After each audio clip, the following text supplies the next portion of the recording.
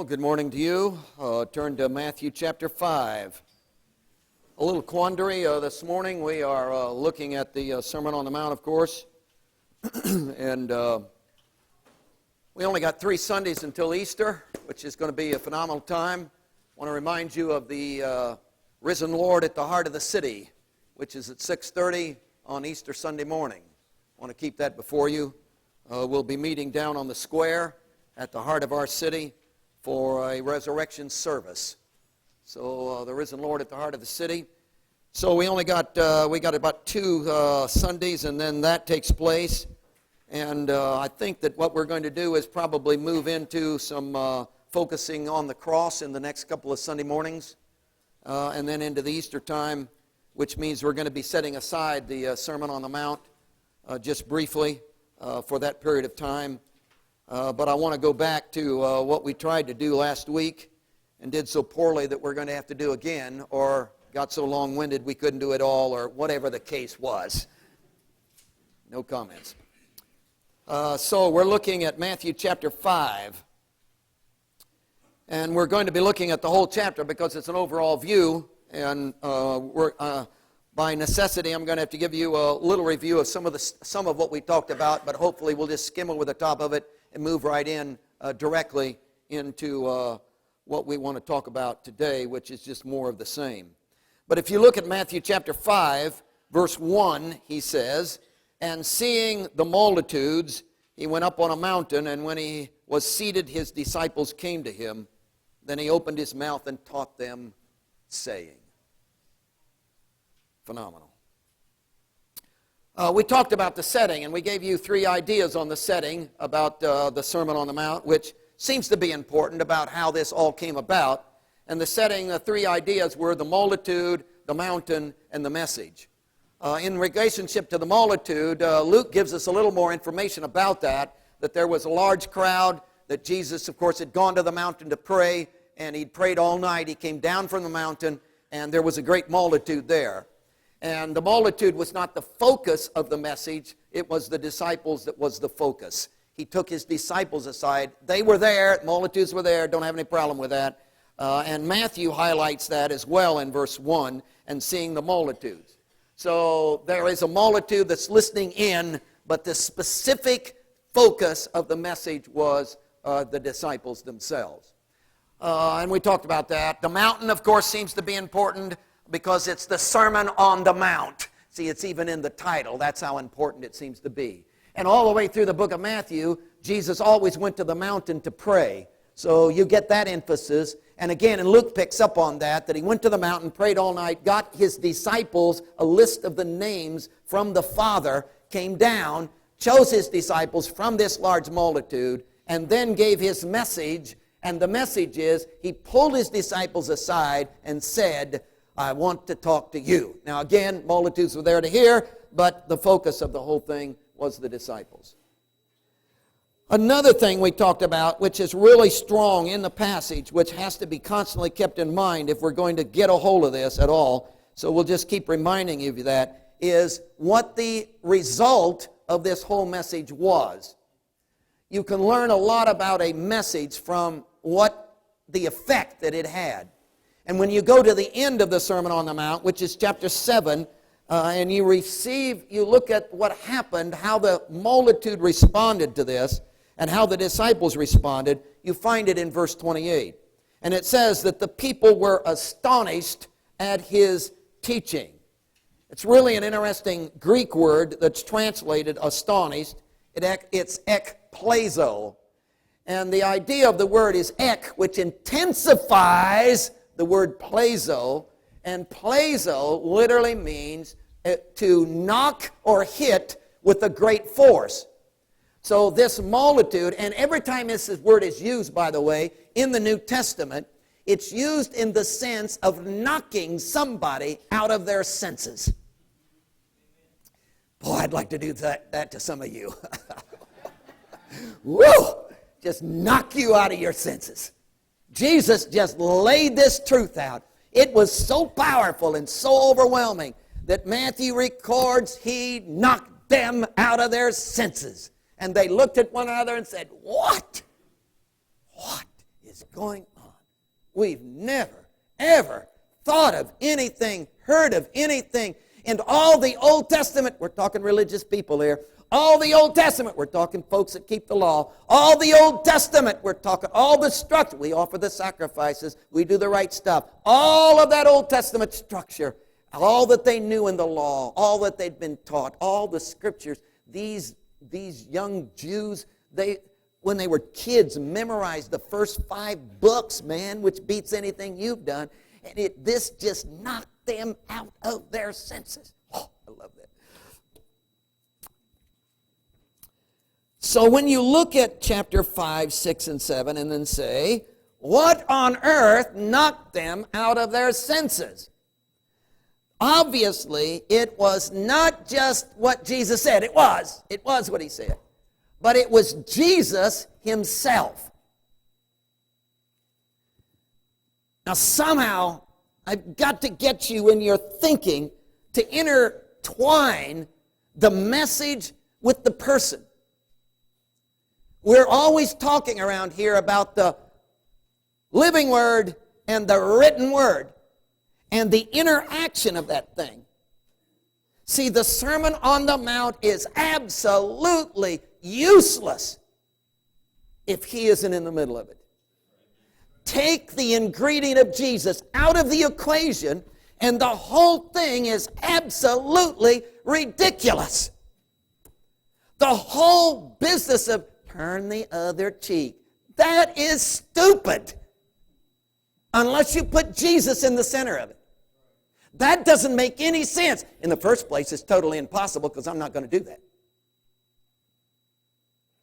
See, the only solution to the whole dynamic of the Sermon on the Mount is, what makes it make sense, what pulls it together, what brings it to your heart and makes it realistic, what makes it a possibility in the living experience is the person of Jesus himself. Again, take him out of the equation and there is the whole thing is, it falls apart at the seams.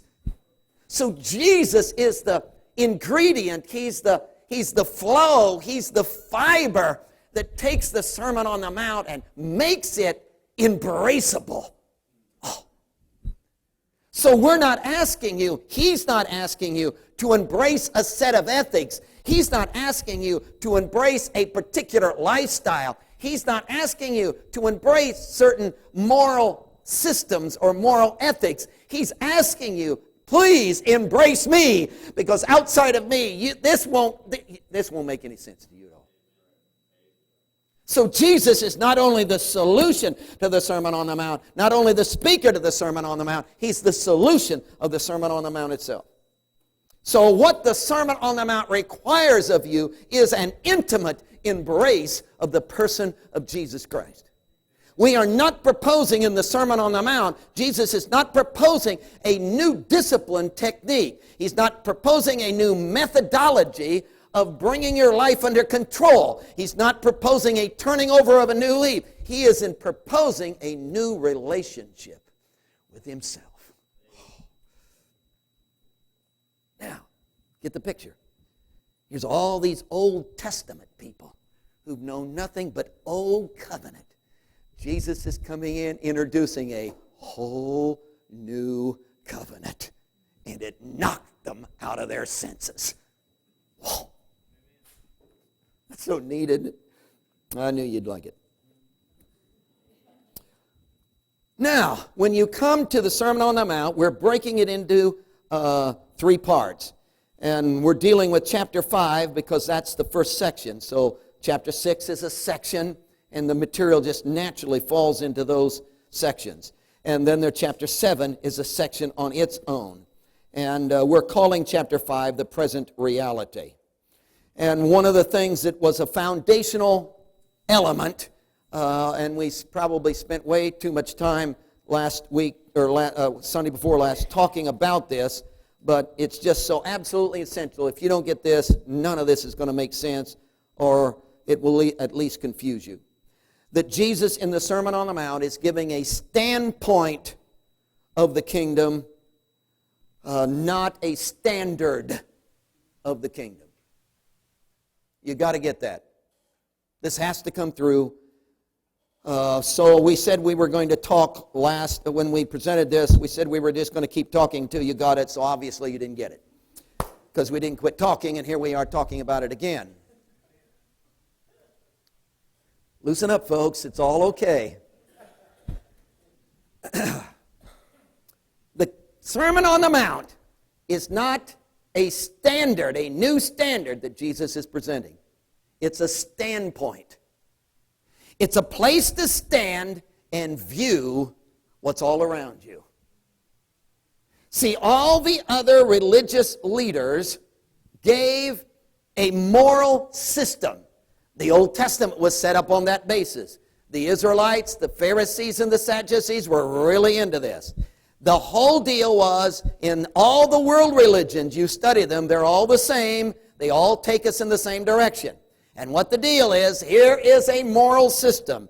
Here is the height of that moral system. How do I get there? I must travel this road in order to arrive. Are you there? No, I'm not. But I'm on my way. I've disciplined myself here. I get this under control. I sacrifice here. I meet this requirement. What's the next merit badge?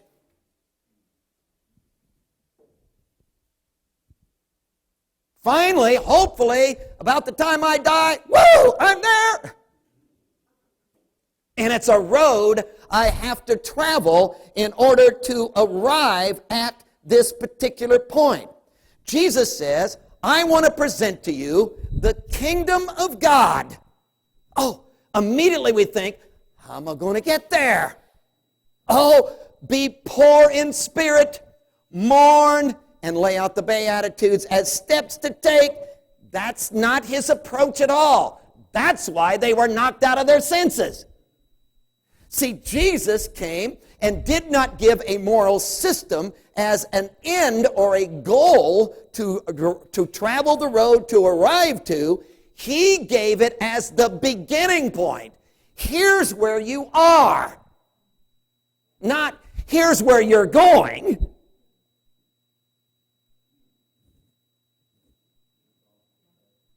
See, that's an altogether different ballgame, folks. We're not proposing what you should do to get where you need to go. We are proposing, whoa, you're there! That the kingdom of God is not some place to go to travel to achieve, to merit, to earn. The kingdom of God is that which I am giving you, Jesus says. Which is a whole brand new deal. That the kingdom of God is not a demand that we're putting upon you and requirements you must meet up to. It is something I am bestowing upon you as a gift to you. It's not something you're going to earn and merit and we'll have a ceremony and hand it to you and applaud. It is that which Jesus says, oh, I'm embracing you so you are there. That knocked them out of their senses because they'd never heard anything like that.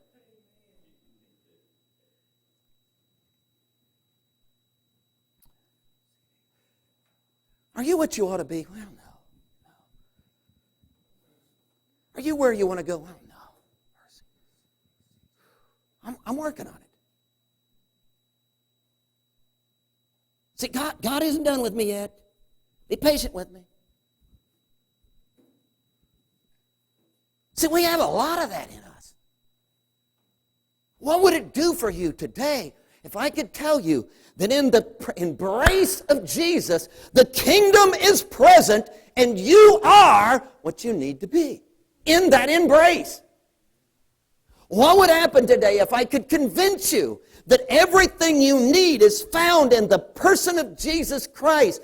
And this is not a development to get into. This is an arrival to embrace. This is a place to stand to see all that is yours. What would happen if I could tell you, don't get in a car and go on a journey. Just step into the room and it's all yours.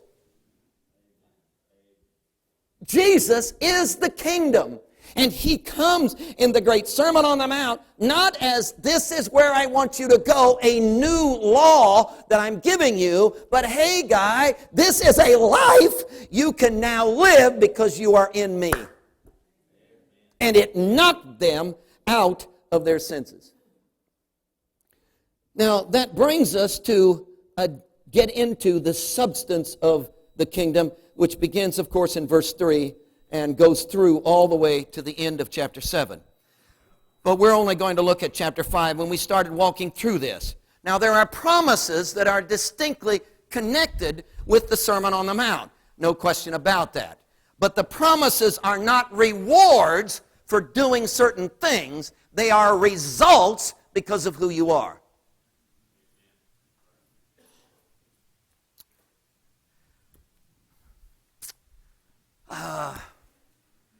See, if I mow the yard, I get paid.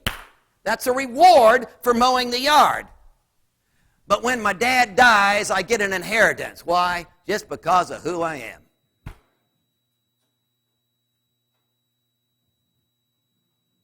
That's the kingdom. This is not a reward for coming to church. Keep coming. This is not a reward for giving your money. Give more. This is not a reward for reading your Bible, but keep at it. This is not a reward for that. This is, wow, I'm receiving the kingdom because something has happened to me in the embrace of Jesus. That's wonderful. So the promises are not a reward for doing things. They are a result of being in the kingdom. They are the substance. He says, let me tell you what the substance of the kingdom is. And he begins with the Beatitudes. And we got as far as the first one. Oh, blessed are the poor in spirit, for theirs is the kingdom of heaven. Blessed are the poor. Poor in spirit, we discovered, literally means helplessness. It's the natural state of being in the kingdom. If you ever embrace Jesus and see him as he is, you know what's going to happen to you? Oh, good night. I am helpless. If you ever step into the room and look around and see what's all around you in the kingdom, you'll say, no way. I can't. I don't belong here. This is not my place. I shouldn't. I don't deserve. Oh my, how could I? And you'll just constantly live in a wow.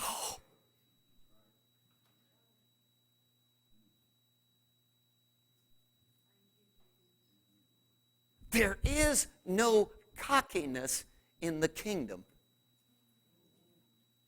Why? Because you haven't achieved anything. See, that is so plain in the scriptures, folks. All my righteousness is as filthy rags. So anything I do on the best day, on my best hour, my best deed, pulled off at the best moment of my life, still stinks. Why? Because it's produced out of myself. And that puts me in a place of absolute helplessness. And when I get in Jesus, I see that multiplied 1,000 times because there's no way I can merit his grace. There's no way I can pay him back for dying on the cross. There's no way I could merit his love. There's no good thing in me that would draw him to me. I am in a state of total, absolute hopelessness. And you know what that brings me to do, verse 4? Mourn. I just sit around and, I am mourning over every minute I spent in self-centeredness, mourning in all of my cockiness, mourning in all of the demands of my rights, mourning and always acting like, every moment I acted like I was somebody, mourning like over the fact that I thought I was in charge, mourning over when I said, I got my rights.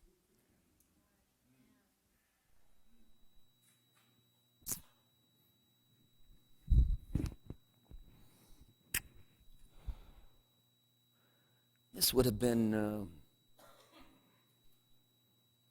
back in the 1960s. I came home, said to my wife,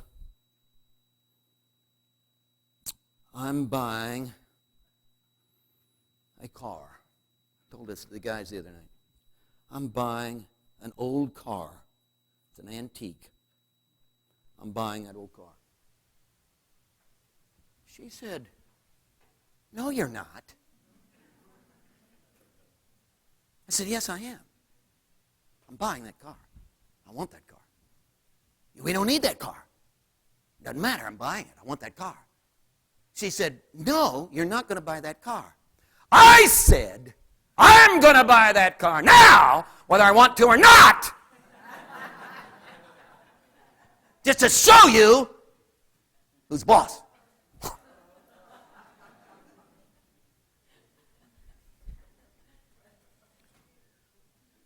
Wasn't that stupid? What would be in me that would want to act that way?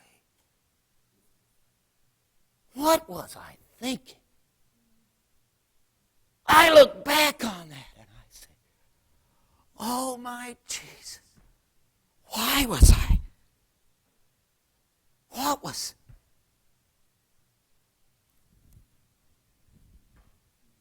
And I mourn.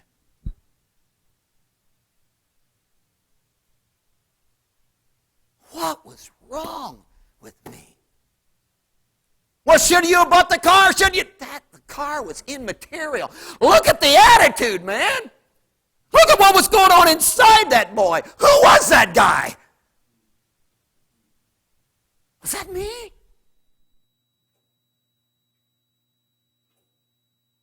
And in the embrace of Christ, do you understand? In the embrace of Jesus, you come, oh my, I'm totally helpless.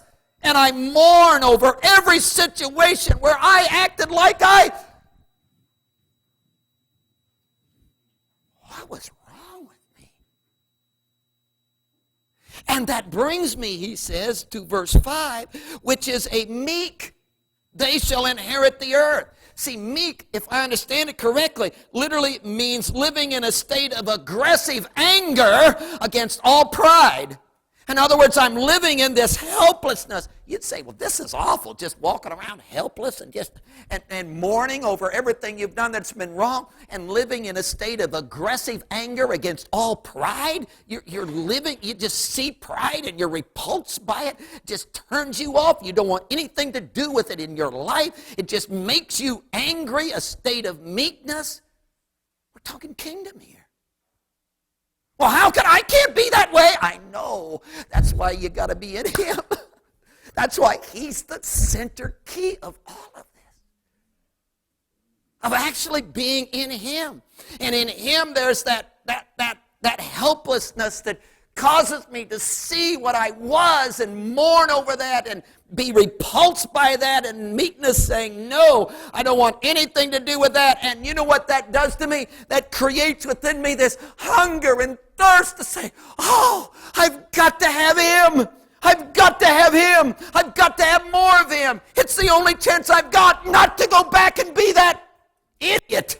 The only way I can keep from being that, whoever that was back there, the only chance I've got is I've got to embrace him. I've got to know him. He's got to, I hunger and thirst for him in ways I've never, as a deer pants after water, so I thirst after him. I got to have him.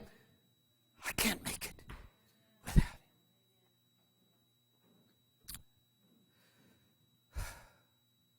See, somehow, I've looked at Christianity as swimming upstream. Oh, it's so tough. It's always uphill, being what you ought to be. Oh, it's hard. Just so tough. It's way up there. See, that's why they were knocked out of their senses. Because all the other people, the Old Testament law and the old moral system said, here's where you need to be. Oh, man, it's hard. It's so tough. Got to discipline. Got to bite your lip. Count to 10. It's all up stream all the time. But he's saying, guys, that's not true. In the embrace of Christ, do you understand what happens? A sense of helplessness. You see, oh, wow, I don't have a chance. You mourn over everything. Every time you've exerted your rights and the stupidity of your own actions of the past, and you have an aggressive anger against everything that exerts pride and wants its own way, and you hunger and thirst after righteousness, and it becomes the natural flow of your nature because he now has become your nature. Whoa. We're not inviting you to a moral system to achieve.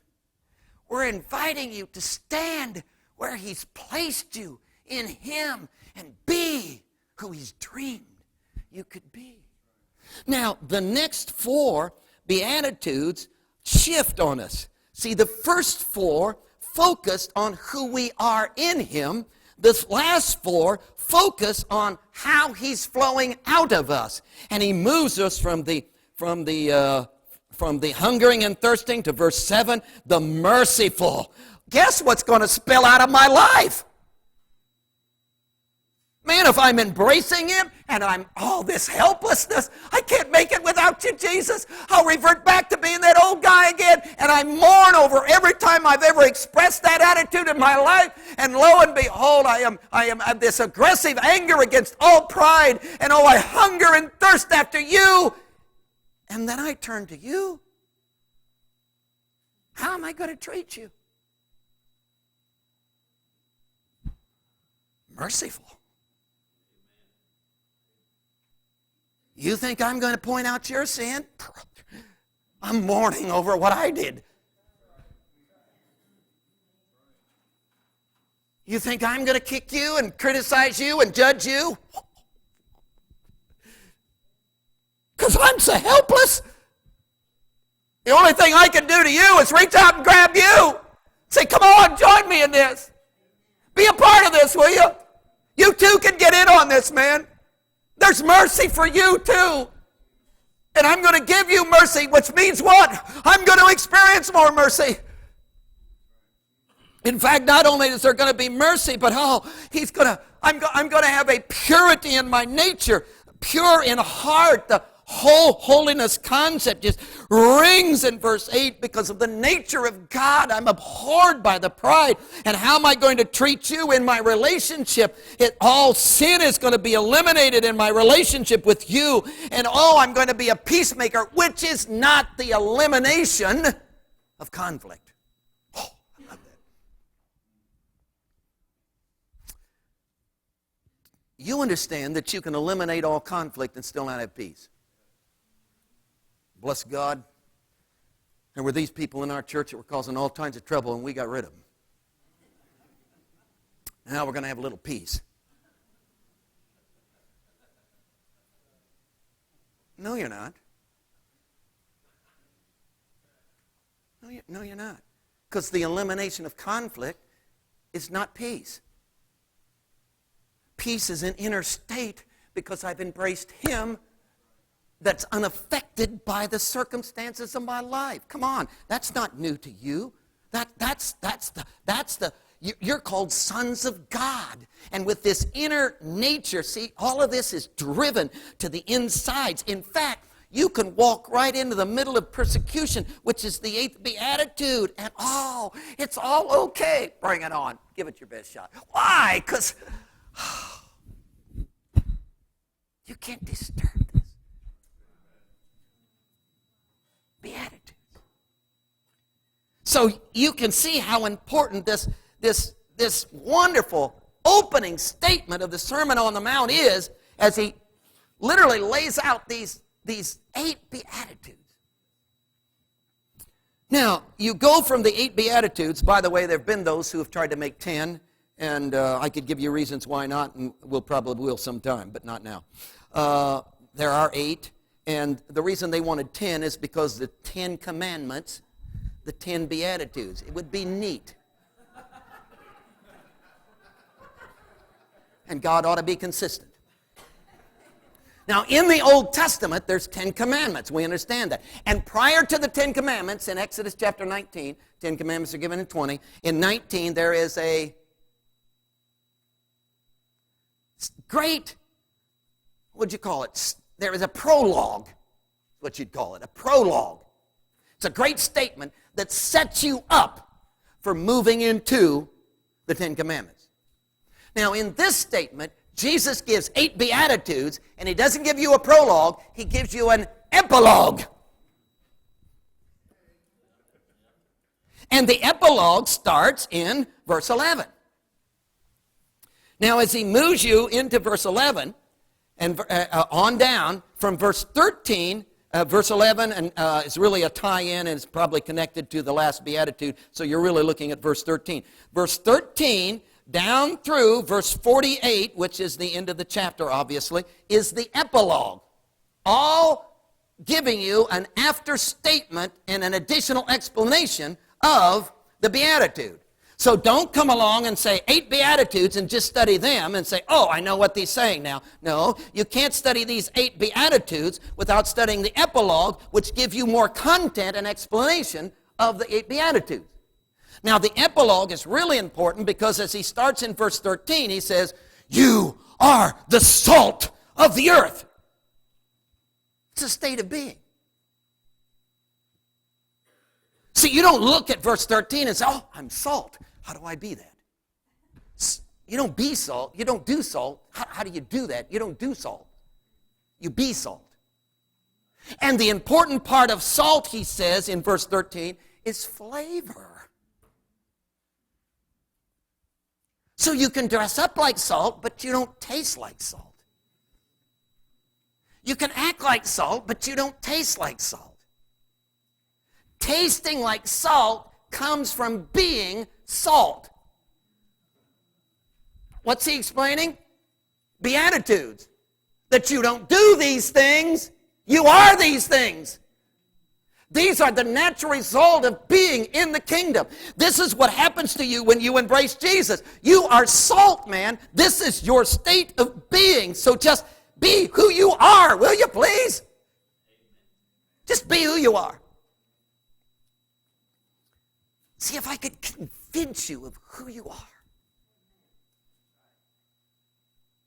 That in the embrace of Christ, the possibility, who you are. In fact, he goes on in verse 14 to say, gives you another one, light. See, there's no way to talk about these things. It's imagery, and it's talking about who you are. And the whole purpose of light is what? Illumination. Now, you can shave your head and try to look like a light bulb, but this isn't going to work, folks. See, the only possibility you've got is to be this, which is an explanation of the whole beatitude structure. In fact, when he gets done with that, he moves you down into the strengthened state, what we're calling the strengthened state. That's the state of being. Then he strengthens that and says, let me add to that. Now, this is epilogue stuff. In other words, he's given the Beatitudes and says, here's who you are. And just to strengthen what I've just said in the Beatitudes, I want to give you this state of being, salt and light. And he lays that whole thing out, which is a state of being. You can't do this. This is not a moral system that you work up to, and finally you become light. This is who you are in the kingdom, in the embrace of Christ. And when he gets done with that, he says, not only that, but I want to strengthen that whole thing. And he turns in verse 17. Look at this.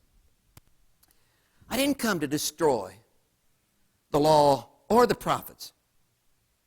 That's important. I'm not against it. Didn't come to destroy it. Didn't come to eliminate it. Didn't come to do away with it.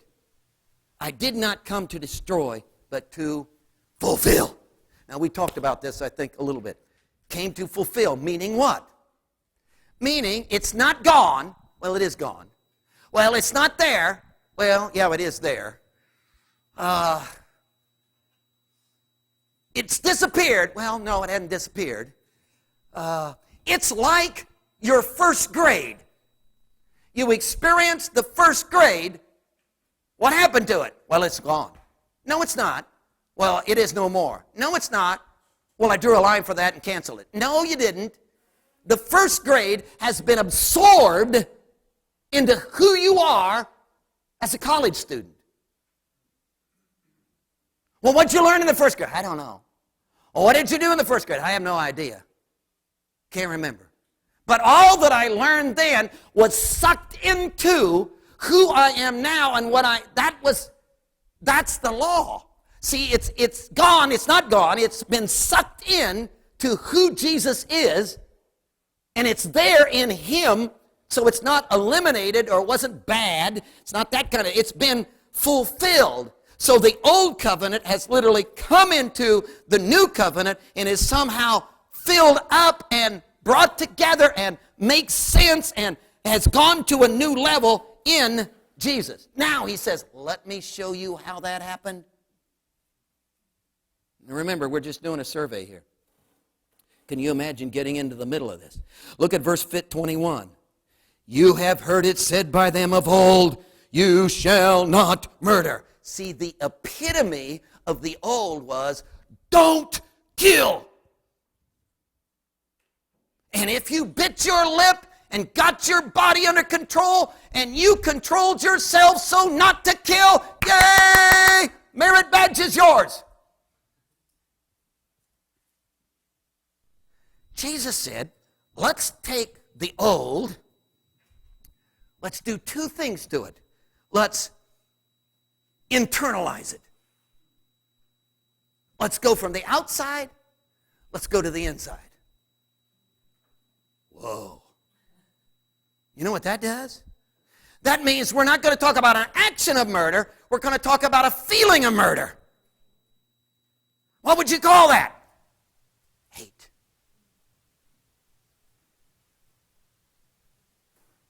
Because you never murder unless you hate. So it's this inside thing. Let's take the outside old covenant that you guys have lived in, and the epitome of it was, don't do this physical activity. I want to drive that deep into the inner heart, and let's examine what's going on inside of you. So let's internalize this, and let's do a second thing to it. Let's intensify it. Oh my. Let's not talk of control. Let's not talk of get a lid on it. Let's not talk of squelch it. Let's not talk in those terms. Let's talk in terms of eliminate.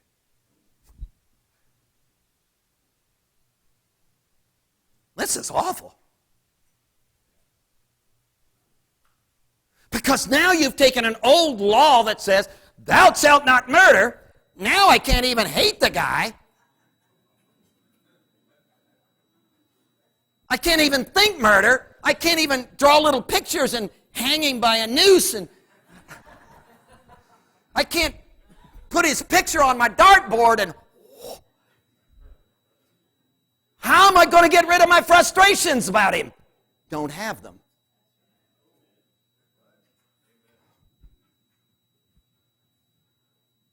That's impossible. I know. This can't be done. I know.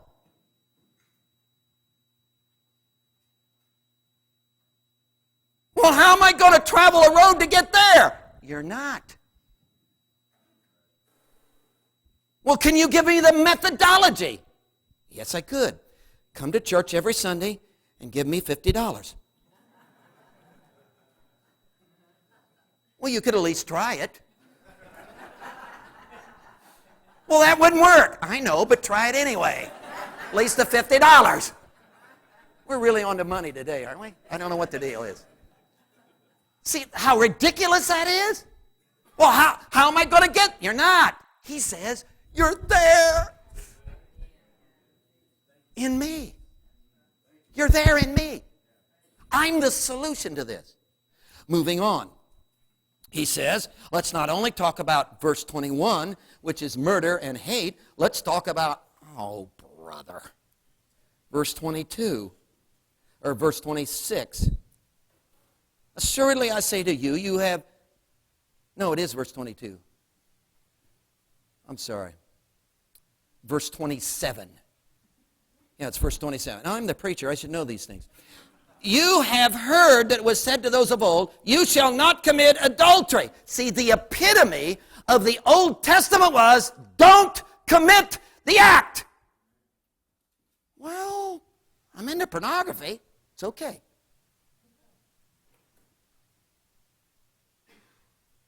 My body drives control my life. That's all right. Just don't do it. Get your body under control. And if you don't, we'll help you.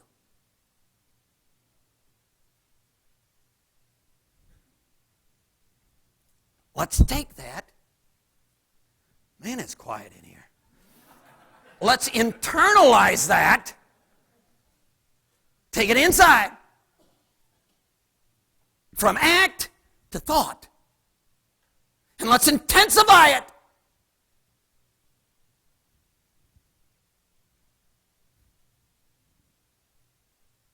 And in the embrace of the person of Jesus, I am going to see women through his eyes. Do you think that's possible?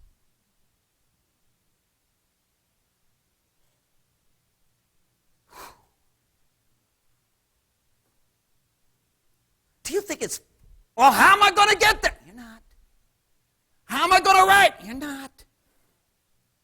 Could I have an encounter with Jesus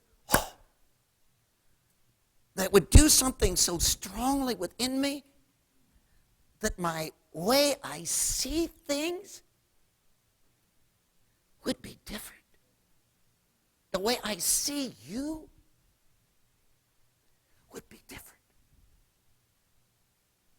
If that's possible, folks, I gotta have this. Because I'm tired of the battles and I'm tired of the strain and the pressure and the... Could I have this? Now he walks right, divorce. Walks right down the line. Verse 31, divorce. And nobody's getting on anybody who's been divorced because lots of us have. No, so nobody's knocking anybody. But he says, let's go back to the divorce thing. See, you had it in verse 32. I say to you, whoever, back up to verse 31, furthermore, it has been said by those of old, whoever divorces his wife, let he give her a certificate of divorce. That Moses set this thing. You go to Matthew chapter 19, and the beginning of that chapter is full of this, of Jesus' statements. And what he's talking about is, you came to Moses and bellyached and said, I can't live with that woman anymore. He said, well, give her a divorce. And he made provisions for divorce to take place. And what was the divorce? A 3x5 card. You write on it, I divorce you, sign your name, hand it to her, kick her out the door. That was the end of that. For any reason, for any reason. It was easy.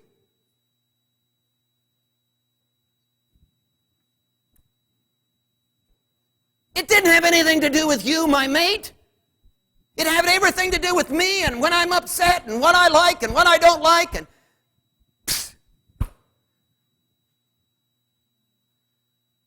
you used to look good, now you don't. I woke up one morning and you had bad breath and that turned me off and I'm done.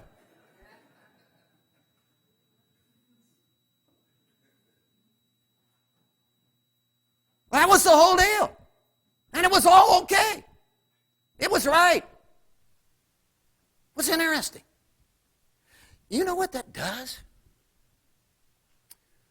I'm old enough. I can see these things. For instance, back in the day, this would have been, 1850? You had this small community. You had this small community. And in this small community, of course, divorce was not acceptable. You couldn't get divorced. It was.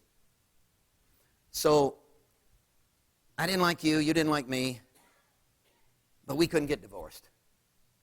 It was the same thing in the church. We had one church and we all had to go there, or not go to church. So, here we are. And you grind on me, and I grind on you, and you grind on me, and I grind on you, and you grind on.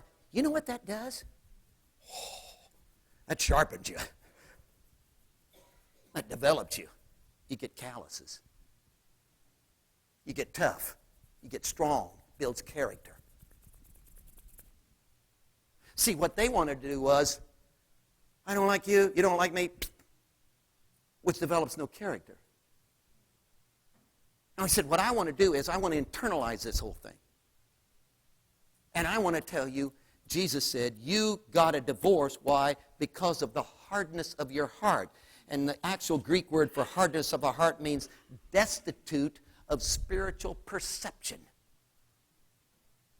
You got a divorce because you were destitute of spiritual perception. In other words, you weren't standing in the kingdom looking with spiritual eyes, seeing. You were destitute of that. It also has the idea of stubbornness. Oh, brother. Do I have a lot of that? Stubbornness. That attitude, which is the opposite of what? Helpless. Which is the first beatitude. See how he ties all this together? And so he brings us back to the reality of what's going on inside of us. Now, he does that with divorce. He does that with swearing. See, they wanted to take the Old Testament, don't swear by the name of God. That is, when you swear, swear by the name of God. And if you don't swear by the name of God, you don't have to do it. That was their idea. So honesty was down the tubes in verse 33. You have heard it said by them of old, you shall not swear falsely, but shall perform your oaths to the Lord. So you swear by the name of God, and when you swear on his name, you got to do it. Well, I didn't swear by his name. Well, what'd you swear on? I swore on the Bible, not his name. So I don't have to do it. So we developed loopholes. He said, good night. What are you guys doing? Let's take that thing and internalize it and intensify it. How are we going to internalize it? Hey, be a person of integrity. What is the deal? When you say it, do it. Be honest. Come on. What are you doing finding loopholes so you can cheat and lie? And quit that. Be a person that when you say and stand and are, be who, hey, you're a kingdom man. Be who you are, brother. So you don't swear at all because you're going to be honest. And he moves to revenge. Verse 38, you have heard it said by them of old, an eye for an eye and a tooth for a tooth. Revenge, revenge, revenge, revenge. Tit for tat. You talk about me, I'll talk about you. Tit for tat. You know what he says? Let's internalize it and intensify it. Look at verse 48. Therefore be perfect. Oh, brother. Yeah, good luck.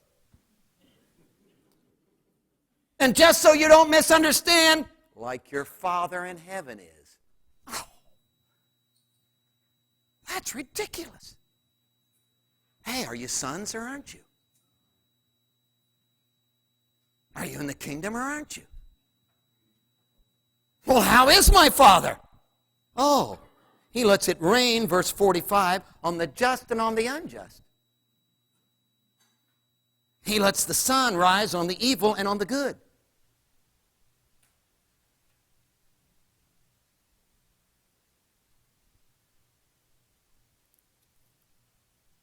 He's talking about not knowing what God knows, not never making a mistake, for God doesn't make mistakes. He's talking about what? Loving. That's internalized and intensified. So could you, how am I going to get there? You're not. How will that take place? It won't.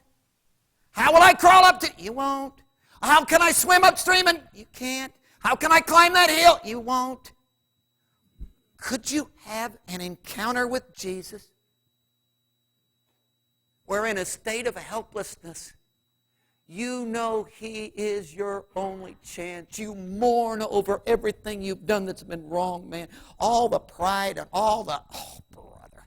And you have this anger against every bit of pride that's ever been in your life and the demanding of your rights, and you hunger and thirst for His presence, and you allow His nature to make you like Him. Jesus,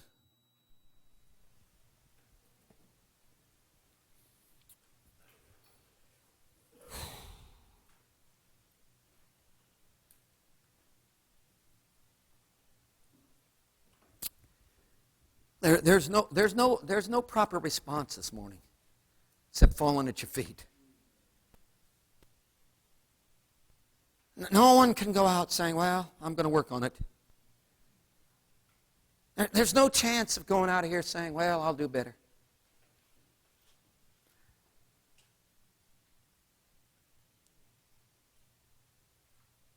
We are drawn to you. And every place I don't match up is because I'm not embracing you. You are the heart, the key of this. Please, Jesus. Please, Jesus. Please, Jesus. Bathe me in yourself.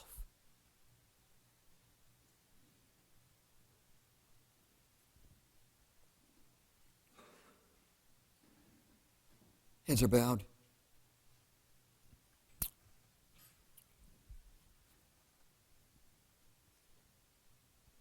Could I tell you that we as a church expect this of you?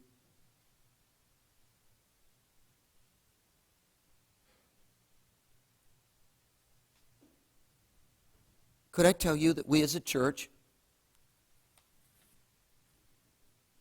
expect you to live like this? Could I tell you that we desire this? And we're shocked if it doesn't happen in your life? Could I tell you that every indication that this is not present, that He is not present like this in your life, we just shake our heads and say, wow. We don't expect you to fail. We don't expect you to hate.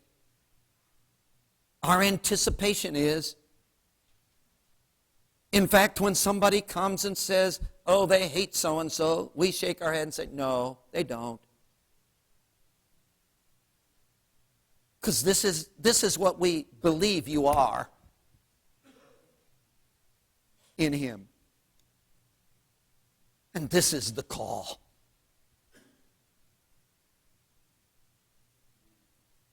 Maybe this morning you need to do some mourning.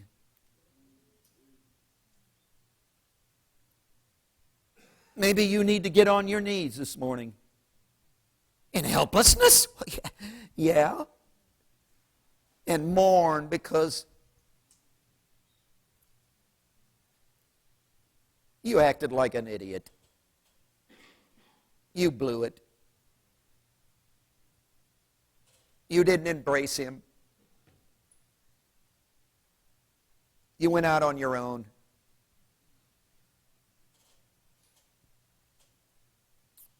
And if you can't kneel, if there isn't room or whatever, we'll get you a chair or come and stand or whatever. But could we mourn today? You don't suppose that's why the old timers called the altar the mourning bench? It was a place to say, oh, I'm sorry. I look back and say, oh, dear Jesus, deliver me from that. Whatever that was in me that said, I got to buy that car now, whether I want to or not. Whatever that was, I don't want it.